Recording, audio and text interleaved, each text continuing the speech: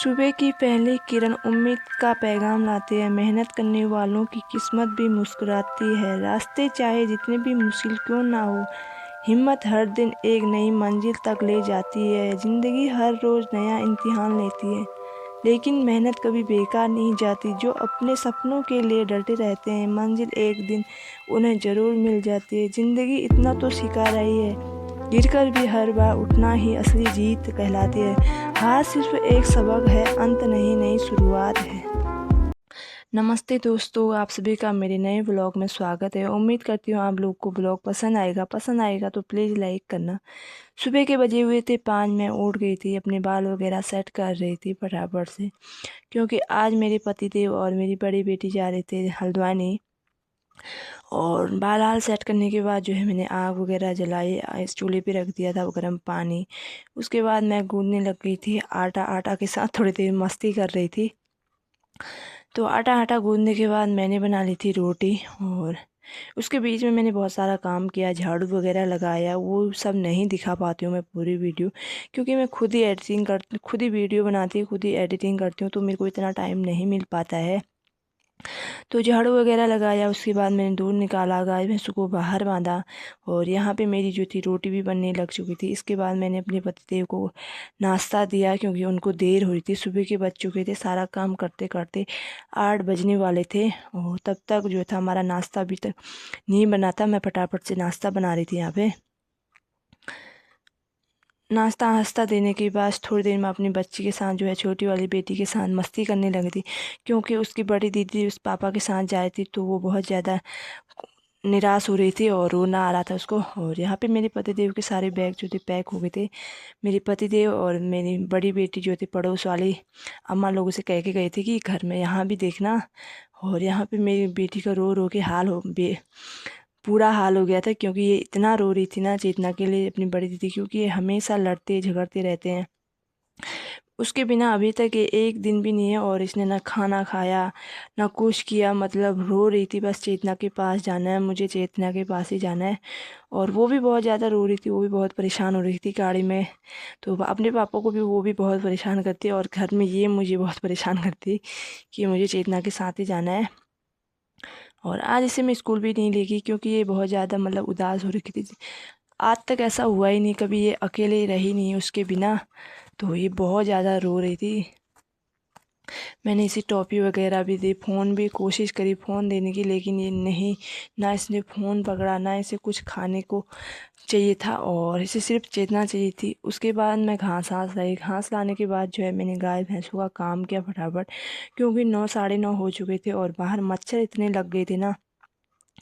और बाहर मैंने झाड़ू वगैरह लगाया, क्योंकि घास में अगर गाय भैंसों को पानी दूंगी तो घास पूरा गीला हो जाता है, और उसे सूखने में बहुत परेशानी होती है। इससे अच्छा मैं पहले ही झाड़ू वगैरह लगा देती हूँ। और यहाँ पे मेरी छोटी बेटी भी आ गई थी।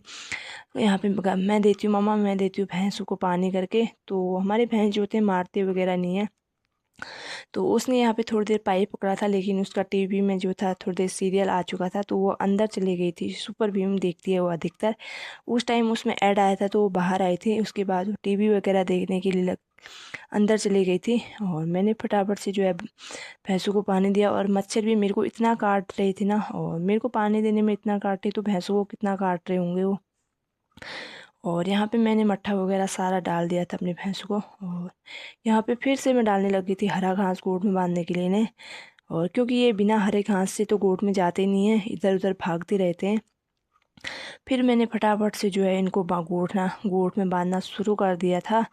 ये देखो मेरी बेटी ऐसी भागी ना भैंस को देख के, मतलब मारते हमारे कोई भी जानवर नहीं है, और फिर भी ये बहुत ज़्यादा डरती है। उसके बाद हम दोनों ने जो था नहा लिया था। थोड़ी देर में इसके साथ मस्ती करने लग गई थी, क्योंकि ये बहुत ज़्यादा आप बोर हो चुकी थी अकेले अंदर। ये बोल रही थी कि कैमरा मैं ही पकड़ूंगी और वीडियो शूट भी मैं ही करूँगी। मैंने कहा तेरे से नहीं होगा। उसके बाद हमने बचपन में जो था एक खेल खेलते थे, और वो खेल जो है हम यहाँ पे दोनों ही खेल रहे थे। ये देखिए, अक्कड़ बक्कड़ वाला गेम खेल रहे थे। मैंने सोचा थोड़ी देर इसके साथ टाइम पास कर देती हूँ, क्योंकि ये भी इसे भी अच्छा लगेगा, क्योंकि ये अकेले अकेले बहुत ज़्यादा बोर हो चुकी थी। हम वो वाला खेलते हैं क्या, राम सीता, पता नहीं कौन सा, कुछ गेम था यार, बचपन में हम इसे बहुत खेलते थे। और इसके मतलब गेम खेला, इसके हंस हंस के ना मतलब हालत ख़राब हो गई थी। तो मैंने सोचा यार आज थोड़ा खुश तो हो गई, क्योंकि ये सुबह से मतलब बिल्कुल भी खुश नहीं थी, बहुत ज़्यादा रो रही थी। फिर बोलती मम्मा फिर से खेलते हैं गेम, फिर से खेलते हैं। मेरे से बोली तू कर, मैंने कहा तू कर तू। उसने नहीं किया तो फिर उसके बाद जो है मेरे पति देव लाए थे कल आलू, और एक दो दाने मैंने गुन्नू को भी दिए, लेकिन उसने नहीं खाए।